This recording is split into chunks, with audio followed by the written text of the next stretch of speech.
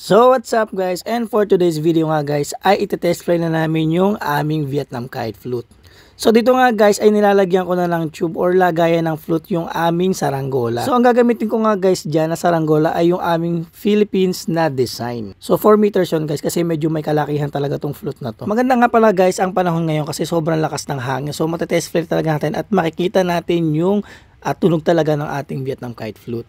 Yan guys, kasama ko si Rapi ngayon, yung gumagawa kami ng ano, si Totoy, si Diwata Pares Overload dito. Tapos ito yung aming flute guys, yan o, kita nyo naman, napakalaki nito guys. Matetesting na namin ito mamaya guys. Grabe kalaki oh, hindi nakasya sa camera. Yan, sobrang laki niyan guys. Yan, dyan lang muna yan. Yan, laki niyan guys. So, halos kasing laki na ni ano. Tapos nilagyan ko na siya guys ng ano, lagay ng flute dito sa taas kasi tetesting na namin yan. Yan, so yun ang pagkakalagay natin yan guys. So, hey, makalinis niyan guys. Yan, so ito siya oh, guys. So tetesting na namin yan guys. Yan, so gagawin ko muna guys, susunduin ko muna si ano, si Totoy, si Toto. Kaya tawala ko. Sunduin ko muna si Toto guys, tapos ay papalipat kami kasi medyo malakas yung hangin. Kailangan na naman namin ng ano, ng human power. Ox na yan. Lalagyan na lang natin yung tali yan. So ako muna maghihila kasi may flute, lalagyan natin ng flute, testing muna natin. Yan. So susunduin ko muna guys si ano, si Toto. Yan, para meron kaming ano, meron kaming human power. Yan. Dagdag additional na kalakasan. Ay sa aming paghihila ng saranggola. Yan. So dito muna yung dalawa guys. O, tapos magkakape muna kami guys. Yan, bibili din ako ng tinapay sa panaderya. Yan, para meron kaming lakas. Pag nanghila kami. Sobrang lakas talaga ng hangin guys sa labas. So tingnan natin. Yan o guys o. Yan o. Lakas ng hangin guys o.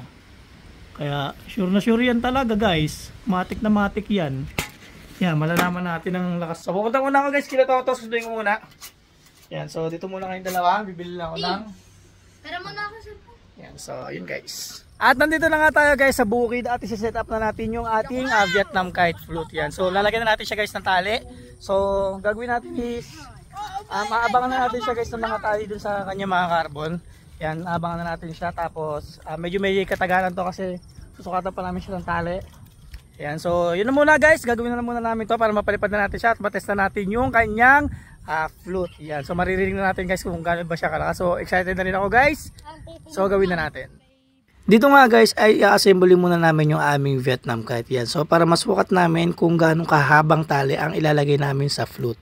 Yan, so medyo nakaslant kasi guys yung aming Vietnam kite flute pag yan ay ikakabit natin. So para mas makasagap siya ng hangin. May kahirapan assemblein nga guys kapag ganitong kalaki na yung iyong saranggola o yung 4 meters na yung iyong Vietnam kite. Kaya naman siyang assemblein guys mag-isa pero medyo may katagalan o may kahirapan nga lang. Pag mga ganitong kalaki na nga guys is kailangan mo na talaga na may mag-a-assist sa'yo. Para mabilis mabuo. Ganun din guys para hindi masira yung mga zipper kasi masyado mapupersa siya kapag mag-isa ka lang. So dito nga guys ay patapos na rin yung paglalagay namin ng tali dun sa aming Vietnam kite flute. At finally matetest na rin natin. So yan guys, sa wakas nabuo na rin natin. Naset up na rin natin yung ating flute dito sa ating Vietnam kite. Guys, so kita nyo naman.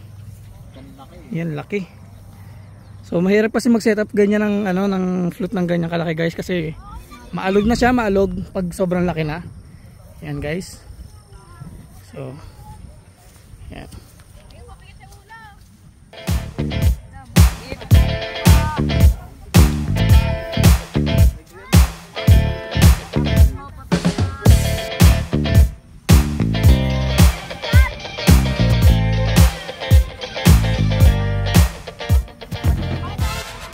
So yun na guys, testingin na namin to.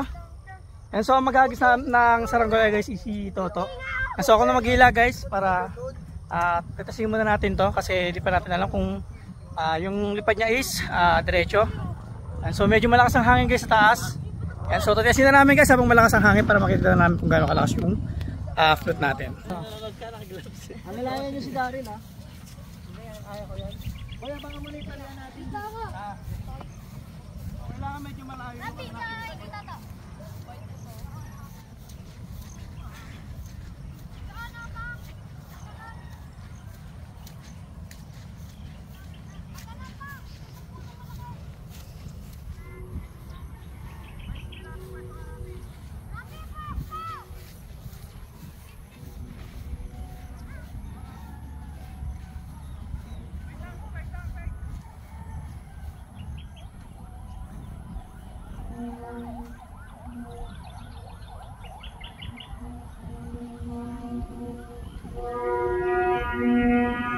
Grabe, lakas, guys. Yuping-yupi siya, guys, oh. Shit.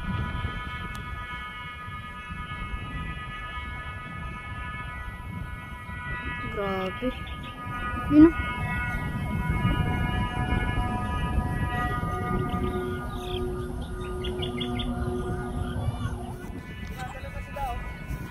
Yun, oh.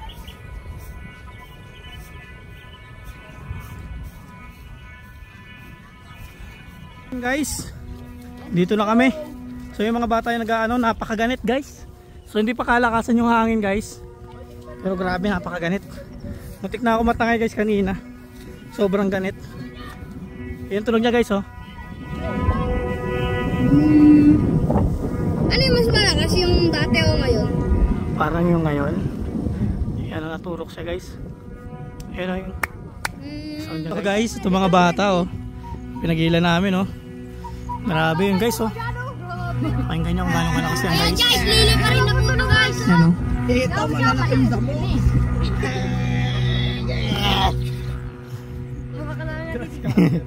May nagagrass cutter dito guys, oh.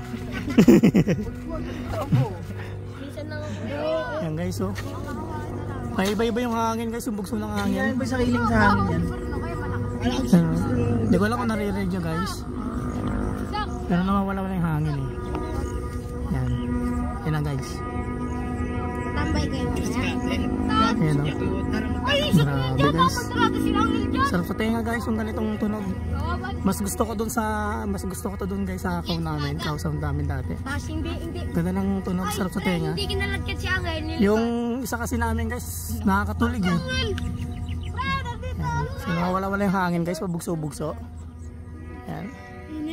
May flute na kasi siya, hindi pa siya ganong kalakas ng hangin guys, hindi pa sobrang lakas ng hangin.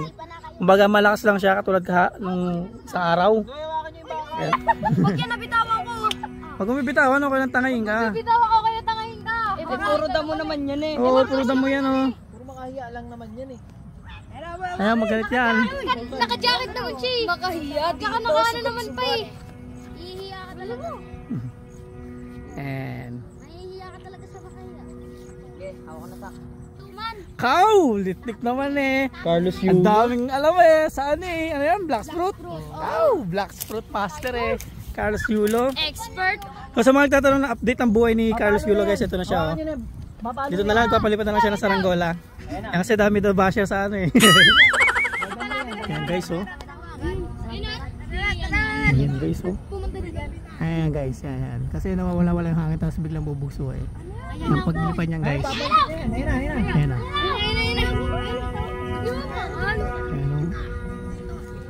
Pabuli naman natin yun. Ayan guys, yun lang ang aming vlog for today. So malolobat na yung cellphone ko kaya end ko ng aming video. So maraming salamat guys. Abangan nyo pa ang aming susunod na vlog at yung mga yung mga papaliparin pa namin ng mga saranggola na may kakaibang tunog na flute. Sa mga na kakagusto ng mga ganitong klaseng content. So maraming salamat guys. Follow, like, share and subscribe. So peace guys.